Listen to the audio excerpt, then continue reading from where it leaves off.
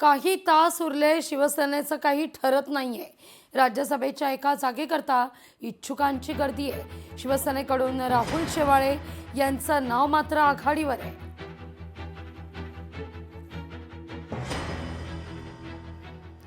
अगदी थोड्याच वेळात पार्थ पवार देखील अर्ज दाखल करणार आहेत. राज्यसभेकरता उमेदवारी अर्ज दाखल केला जाणार आहे. उपमुख्यमंत्री सुनेत्रा पवार यांच्या उपस्थितीत हा अर्ज दाखल होईल.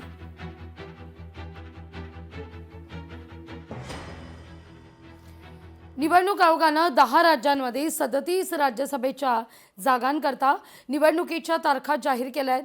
37 जागांकरता 16 मार्चला निवडणूक होणार आहे. अर्थात महाराष्ट्रात सर्वाधिक 7 जागा आहेत. दरम्यान भाजपकडून 4 नावं जाहीर करण्यात आलेली आहेत. भाजपचे सगळे उमेदवार अगदी थोड्याच वेळात या ठिकाणी विधिमंडळात पोहोचणार आहेत.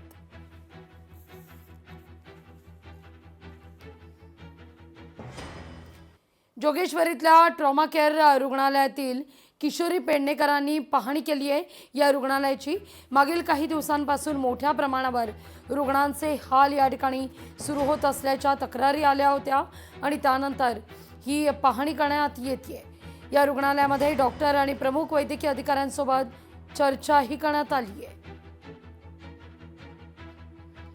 गेल्या 2022च्या आधी आणि आपण ट्रॉमा सेंटर जे हॉस्पिटल आहे केअर सेंटर जे बाळासाहेबांच्या नावाने इथे आपण चालू केलं त्यावेळेला मला वाटतं मी पण त्या उद्घाटनाला होते आणि सगळं नीट चालत असताना गेल्या 3.5-4 वर्षात एवढं सगळं इथे बिघडलेलं आहे.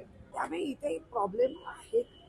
त्या प्रॉब्लेमला आता हे नगरसेवक सगळेच त्याच्यावर आवाज उठवतील, कारण मुंबईचा हेल्थ इतका बिघडलेला असेल तर मुंबईकरांनी काय करावं. लोकशाही मराठी ऐका, पहा, जागरूक रहा.